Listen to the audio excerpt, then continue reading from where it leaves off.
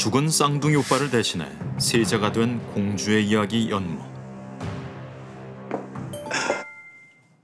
받아주시지요. 성은이 만극하옵니다. 좋아. 자고로 잔도 더 큰 것이 좋은 법 아니겠습니까? 이야. 비밀을 숨긴 채 왕위에 오르지만 해결할 수 없는 문제가 닥치는데 후사를 이어 종묘사직에 대를 잇는 것이 중전으로서 해야 할 가장 큰 직무이자 존재 이유입니다. 부디 제가 저의 일을 해낼 수 있게 도와주시옵소서 전하. 조선의 종묘사직을 위해서라도 선택을 해야 하오. 조선의 종묘사직을 위해서 어쩔 수 없이 그리... 과연 조선이 지키고자 한 종묘사직은 무엇이었을까? 부하를 제거하여 종묘사직을 굳건히 하시옵소서. 남장 여주가 해결할 수 없는 문제는 맞긴 맞네요. 지금 남장 여주한테 그러니까 이제 임신을 하게 해달라는 그런 설정이겠네요. 네. 참 곤란한데. 자, 근데 지금 이광용 아나운서가 던진 그 힌트 거기에 가장 중요한 얘기가 종묘사직을 생각하셔서 아까 그 나왔던 그 대사예요. 그러니까. 종묘사직, 종사. 네. 사극할 때마다 항상 나옵니다. 그렇죠. 네. 임금 앞에 가면 항상 신하들이 네. 임금이 다른 길로 가실 때는 예. 전하, 종묘사직을 살피시옵소서. 이 얘기가 끊임없이 나옵니다. 그렇죠. 아, 정말 오랜만에 또 듣네요. 네. 그 종사를 보존하셔서 보통 이렇게 줄여서 말하는데 이제 종묘와 사직이거든요. 근데 종묘는 역대 왕과 왕비의 위패를 모신 사당에 해당되고 사직은 두 개의 단이 있어요. 그래서 토지신을 모신 단이 있고 그다음 곡식의 신을 모신 단인데 이것을 이제 제사를 지낸 거죠. 농업 국가니까 그런 거죠. 사직단. 좌묘우사. 사직단. 예. 합쳐서 이제 종사가 되는데 종사하고 국가 자체라고 생각을 해요. 그래서 종사가 보존이 안 된다, 종묘사직의 제사를 유지하지 못한다, 그럼 나라가 망했다는 그런 의미가 되는 거죠. 그런데 이 태조 이성계가 창업을 해서 개성에서 하잖아요. 그때 먼저 개성의 종묘를 만들어요, 조선의 종묘를. 그리고 이제 자기로부터 사대조, 그러니까 아버지, 할아버지, 증조, 고조 이렇게 사대조의 위패를 모시죠. 왕으로 추존하고. 그리고 이제 한양의 도읍을 정할 때도 궁궐 짓기보다 앞서서 종묘와 사직의 땅을 정하고 지어요. 그만큼 종묘와 사직이 중요하다는 거죠, 국가로 있어서. 종묘 가봤어요? 아니요. 들어가 보진 않았어요. 그냥 항상 거기서 그냥. 아, 그 앞에서? 네. 이게 종묘 참 묘한 게 그 앞에가 종로대로잖아요. 네네. 굉장히 복잡하고 시끄러워요. 그런데 딱 매표소에서 표를 사고 딱 들어간 순간 정말 조용해요. 그 뭔가 기운이 쫙 눌리는 그런 느낌이 지금도 있어요. 이게 선조 수정실로에 보면 일본이 이게 빠르게 쫙 북상을 하잖아요. 근데 왔는데 이제 궁궐 다 불타니까 어디에 머물렀냐면 바로 종묘에 머물러요. 네. 종묘에 머물렀는데 부하가 갑자기 급사하기도 하고 야 여기 왜 이래 느낌 왜 이래? 봤더니 여기가 바로 그 역대 왕들의 그 위패를 모셔놓은 신령스러운 곳이다. 라고 딱 안 순간 야 여기 이상해. 라고 불태워버리고 그냥 도망가잖아요. 선조가 이제 임진왜란때 피란을 갔다가 다시 서울에 오면서 종묘를 다시 복원을 합니다. 그리고 이 건물은 광해군 때 완성이 돼요. 그래서 지금 현재 유네스코 세계유산이죠. 종묘가 우리나라에서 아마 제일 긴 건축물 아닐까 싶어요. 지금 정전으로 치면 101m쯤 되거든요. 그 동쪽에서 서쪽까지 길이가. 근데 이게 처음부터 그런 건 아니에요. 처음에는 모실 분이 많지 않잖아요. 조선 초에는. 7개 칸을 만들고 아까 말한 개성에서 모셨던 사대조를 모셔오고 그다음에 후대 국왕을 모실 수 있는 자리를 만들어서 7칸으로 시작을 한 거죠. 근데 이제 왕이 점점 늘어나잖아요. 그러면 이제 신실이 늘어나야 되겠죠. 그래서 똑같은 건물을 계속 지어 나가는 거예요, 옆으로. 그걸 이제 컨트롤 C, 컨트롤 V라고 그렇죠, 합니다. 그렇죠. 이게 조선시대 이렇게 계속. 몇 년 동안 그렇게 해왔으니까 그렇지. 네. 이거 만약에 고조선부터 이었으면 거의 38선 마냥 이렇겠네? 그냥 만리장성만큼 길어지는 거죠. 자, 그에 대한 답을 제가 알려드리도록 하겠습니다. 자, 제가 모형을 좀 준비했거든요. 네. 자, 한번 보시겠습니다. 여기가 이제 종묘입니다. 이쪽 뒤쪽에 보시면 여기가 창덕궁, 저기가 창경궁이 되는 겁니다. 종묘를 보시면 알겠지만 여기가 지금 정전이에요. 그래서 아까 얘기했던 긴 그런 정전이 쫙 늘어서 있는 것이고요. 영령전이라는 건데 4대가 지나면 여기서 이제 영령전으로 합치가 됩니다. 네. 근데 좀 이상한데요. 그럼 4대 지나서 옮기는 거면 길어질 필요는 없는 거였잖아요. 그렇죠. 원칙적으로는 4대가 되면 옮겨야 돼요. 그러니까 정전에서 영영전 쪽으로 옮겨가거든요. 친진이라서 친이 다 했다. 4대가 지나면 친한 관계가 이제 끝났다 이렇게 이야기를 하는 건데 문제는 종사에 상당히 업적이 뛰어난 왕들 있잖아요. 네. 그러면 정전에 계속 모시는 거예요. 이제 민간에서 불천이 제사 뭐 이렇게 이야기하잖아요. 옮기지 않는 거죠. 정전에 모셔진 왕이 누군지 한번 알아볼까요? 세종은 무조건 들어가지 않겠습니까? 그럼 성종도 왠지 있으실 거 같고 맞나요? 그 정조도 있을 거예요. 당연히 정조. 정조는 당연히 있어야 되고. 본관에는 조금 더 이렇게 업적이 많으신 분들, 그렇지 않은 분은 이제 별관에 영영전. 영영전에 계시다는 건데 구분을 다 하실 수 있어요? 누가 어느 분이 어디에 계시는지? 상당히 정치가 많이 개입됐을 것 같은데요. 그래요. 이게 이제 후대 국왕들이 결정할 거 아니에요. 네. 돌아가신 분을 계속 정전에 모실 거냐, 영영전에 옮길 거냐. 그 대체로 후손이 있는 왕들이 남게 되겠죠.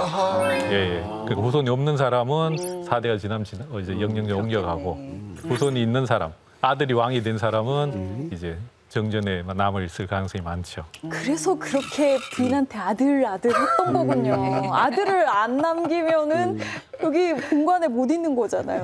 그렇죠. 그러니까 27분의 왕 중에서 어느 분이 정전에 있고 어느 분이 영영전에 있는지 좀 알아볼까요? 네. 자, 공개합니다. 뭐야, 근데 이렇게 많으세요, 정전에 계신 정말 맞네요. 엄청 많네. 19개의 신실이 있거든요. 지금 정전에. 좀.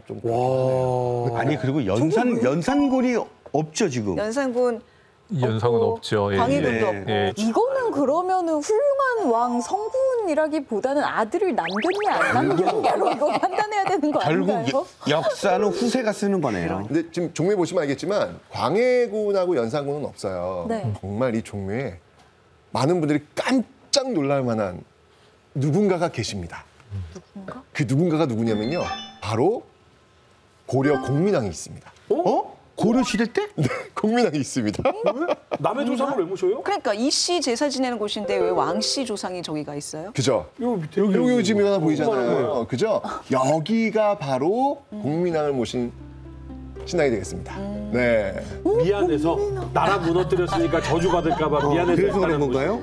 이유가 있습니다. 이게 필사본만 남은 그 종묘지에 따르면요.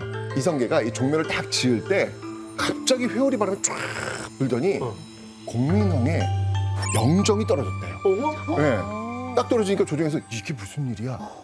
왠지 굉장히 이렇게 기분이 좀 찜찜한 거죠. 그럴 거 아니에요. 예. 그래서 그 떨어진 자리에다가 바로 이렇게 신당을 지었다고 합니다. 자, 지금 이제 모셔져 있는 지금 공민왕과 지금 노국공주였던 그런 모습인데 여기도 독특한 모습이 있어요. 공민왕 같은 경우에는 복도, 그다음에 홍포, 그다음에 귤을 지금 들고 있는 그런 모습인데 그리고 또 이제 노국공주 같은 경우도 아내죠.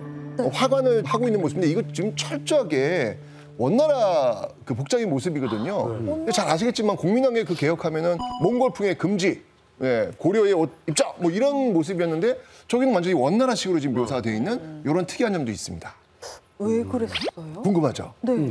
이성계가 조선을 건국할 때 공민왕을 계승한다는 의식이 없지 않아 있어요. 왜냐하면 공민왕 이후에 우왕, 창왕이 있는데 여기는 신돈의 아들이다 후손에다 해서 왕씨가 아니라 신씨라는 설이 있잖아요.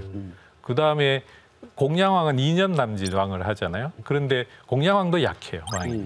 그러니까 공민왕에서 조선으로 이어진다 이런 생각이 있고 또 실제로 태조 이성계를 왕으로 봉한 사람이 누구냐 하면 공민왕이 후비였던 정비 안씨거든요. 그 왕실 최고 어른이잖아요. 대비가 그다음 왕을 지명을 하니까 그 형식을 취한 거죠. 그래서 이 조선이라는 나라는 고려를 계승하긴 하는데 분위기로 봐서는 이 원나라풍이잖아요. 그러니까 조선은 유교 국가고 그러니까 계승하는 측면이 있고 새로운 왕조를 개창하는 분위기를 바꾸는 의미도 있어요. 우리가 좀 더 이렇게 쇄신을 했다. 그렇죠. 좀 봐라. 여기는 이제 원나라의 물에 좀 젖어 있었는데 우리가 그걸 혁파했다. 뭐 이런 의미? 그렇죠. 그러니까 고려 백성이 조선 백성이 되는 거니까 그 사람들 민심을 위로하는 차원에서의 이제 공민왕을 모시는 차원도 있고 그렇지만 분위기는 완전히 바꾼 나라가 된다. 저런 그 사진을 통해서 굉장히 그 아주 고도의 정치적 행위를 했네요. 이 안에다가. 근데 사실 이제 그런 머리들이요. 사실 이 정도전에서 다 나왔거든요. 태조 이성계에게 정당성에 대한 명분을 찾기 위해서 이제 그런 것들을 하나씩 짚어가기 시작한 거죠. 어떤 정당화를 만들어 나가면서 자연스럽게 조선으로 넘어가려고 했던 거죠. 노종 썼죠. 같은 사람이 저희 이 시대 홍보수석 같은 거 있으면 그러니까 아마 살아 계셨더라면 아마 우리 나라의 운명이 많이 바뀌지 않았을까. 네. 정도전 실제로 그 이성계의 책사예요. 책사. 네. 그러니까 핵심 참모고 조선이라는 나라를 만든 사람이죠. 그렇죠, 그렇죠. 네. 그래서 성공한 혁명가라 그래요. 이런 사실 다 알고 종묘 다시 찾으면 굉장히 새롭겠네요. 재미가 있겠네요. 근데 아까 순종이 진짜 경악할 만한 일이 있었다고 했잖아요. 우리 그 그 얘기 들으려고 얘기를 지금 깜빡하고 있었어요. 도대체 무슨 일이길래. 대한제국 황실이 있었잖아요. 이게 황실이 격화되면서 이왕, 왕으로 떨어져요. 그래서 이왕가가 만들어지고 고종은 이태왕, 그다음에 순종은 이왕 이렇게 표현을 하죠. 그리고 이 이왕가가 이제 바로 일제가 한국을 식민지화해서 지배하고 있고 그 위쪽에는 일본의 천황가가 지배하고 있는 그런 형식을 취하게 되죠. 그래서 물러난 순종 황제, 이왕이 할 수 있는 일은 종묘 제사밖에 없어요.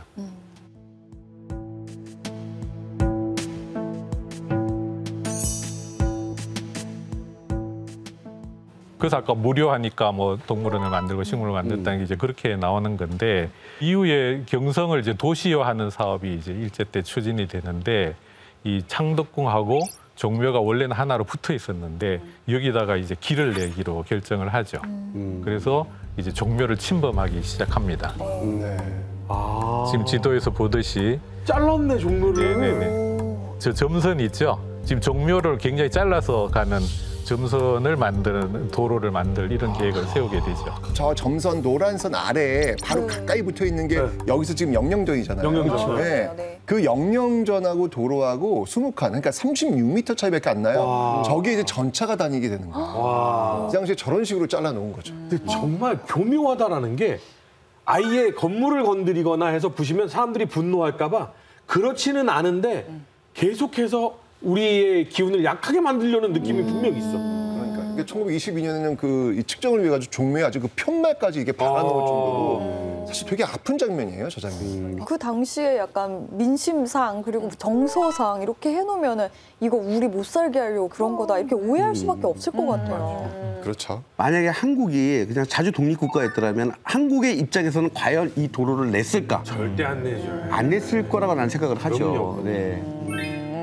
조선 그다음 뭐 대한제국이 계속 이어졌다면 저기에 도로가 나지는 않았을 거예요. 그쵸. 근데 이제 식민지화되고 총독부가 지금 경복궁 앞쪽에 들어서고 그럼 이제 거기가 메인 센터가 되잖아요. 네. 그러면서 사방으로 이제 도로가 필요해지고 인구는 계속 늘어나고 있죠.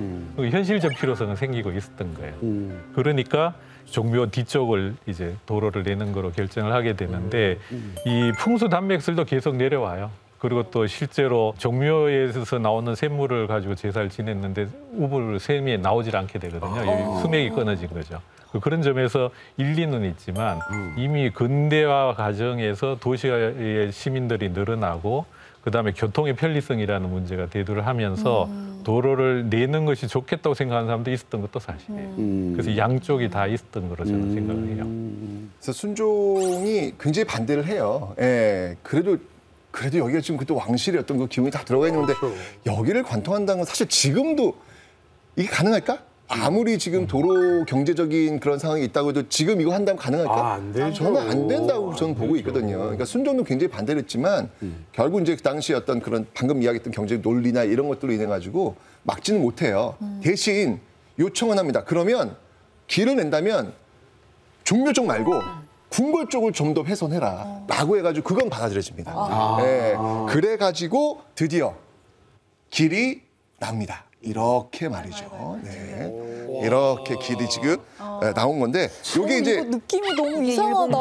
예, 이게 이제 경성 6호선이에요. 종묘 관통선 뭐 이런 식으로 불리기도 했는데 광복 후에는 율곡로로 지금 바뀝니다. 근데 이렇게 뚫려 있으니까 보기 좋아요, 안 좋아요? 안 좋죠. 뭔가 선조의 기운을 그렇죠. 못 받는 느낌이에요. 그렇죠. 딱 끊긴 느낌? 그러니까 조선 총독부를 거기에 지은 이유도 이 우리 앞에 선대와 후손을 딱 잘라서 너희는 이제 그 위는 없는 거야. 이런 느낌이 딱 들잖아요. 그러니까 딱 그런 느낌들이 이제 당시에도 있으니까 일본도 굉장히 부담스러웠던 거죠. 이게 누가 봐도 이거 야 이건 보기가 영 그렇다라고 해가지고 요렇게 여기다가 육교 하나를 육교 하나 있었어요.